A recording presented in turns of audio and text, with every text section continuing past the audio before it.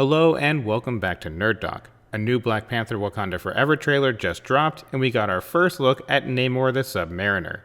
This video explains Namor's comic book origins, what he may be doing in Wakanda Forever, and how he might fit into the future of the MCU. We highly recommend you also check out the newly released Wakanda Forever trailer, which we've linked in the description below.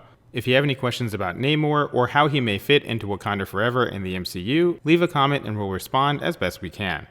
In the comics, Namor is king of Atlantis, who is a half-human, half-Atlantean hybrid.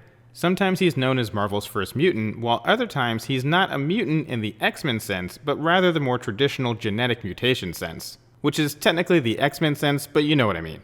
It varies depending on the comic book run you're reading.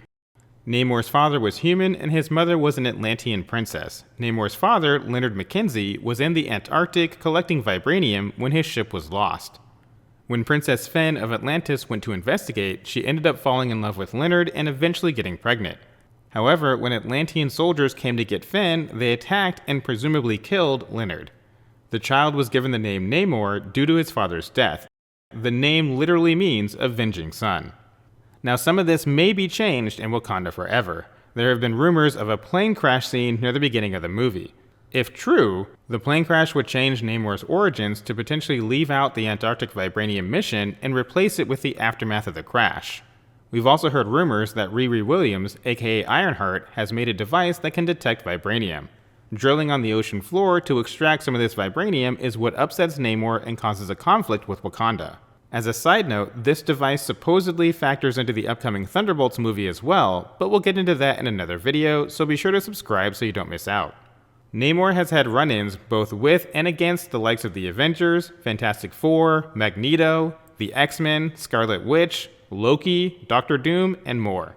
Of note, Namor and Wakanda went to battle during the time of the incursions in the comics, something that was just recently mentioned in Multiverse of Madness.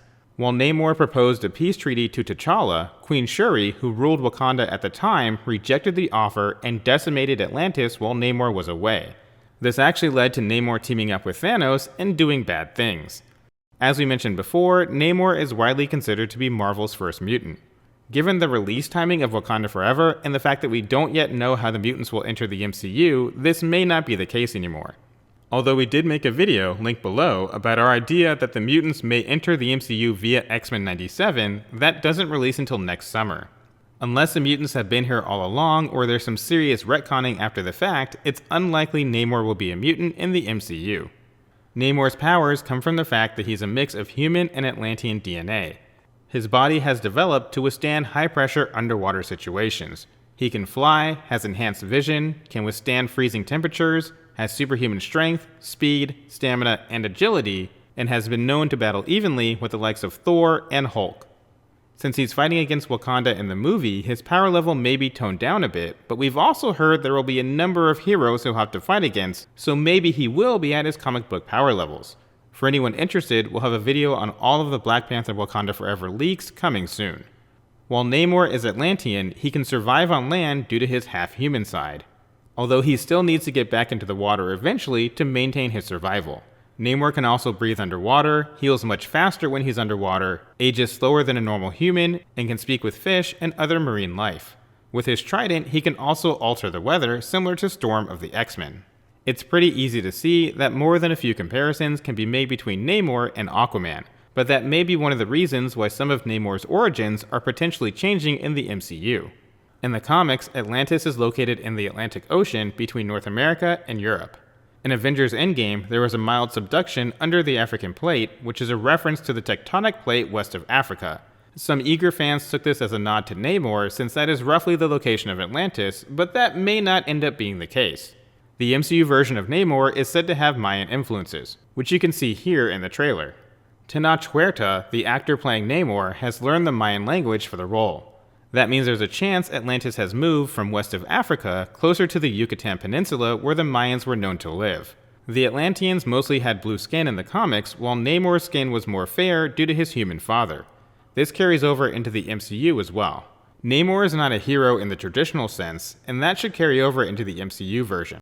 While he generally fights for good and even has an occasional spot on the Illuminati, he does what's best for the people of Atlantis. In the comics, that often meant going to war with Wakanda for a variety of reasons. This is at least partially the premise of Wakanda Forever, with Namor being the main antagonist of the film. There may also be a larger threat that causes Wakanda and Atlantis to team up, but for a bulk of the film, Namor should be the main bad guy. We may end up with a Loki situation in which Namor starts off as the bad guy, but by the end of the film, or the next time we see him in the MCU, he'll be helping the good guys, or potentially be a member of the Illuminati if that group is formed on Earth 616. In the future, we expect Namor to be similar to Doctor Doom, but a bit less evil. He's all about Atlantis and protecting his people, but more often than not, he sides with the good guys. With the incursions potentially on the way thanks to the events of Multiverse of Madness, Namor will likely start off as a big bad in Wakanda Forever, then quickly switch over to the good guys as soon as the incursions, or anything else, threatens Atlantis. Based on his antics in the comics, it wouldn't be surprising to see Namor during Secret Wars, in any X-Men related projects on the horizon, possibly popping up in the rumored World War Hulk film, or being connected to Doctor Doom once he's introduced, especially if we get the Cabal or some form of the Dark Reign comic arc. Namor sided with the X-Men during the Avengers vs. X-Men arc, which is also possible in the future of the MCU, with Sam Alexander's Nova coming sooner rather than later, so there are plenty of options for Namor coming up. For now, that wraps up this video. Once again, if you have any questions about Namor or Black Panther Wakanda Forever, leave a comment below. Thank you for watching. If you enjoyed the video, please don't forget to like, subscribe, and share with someone who loves Namor and Black Panther.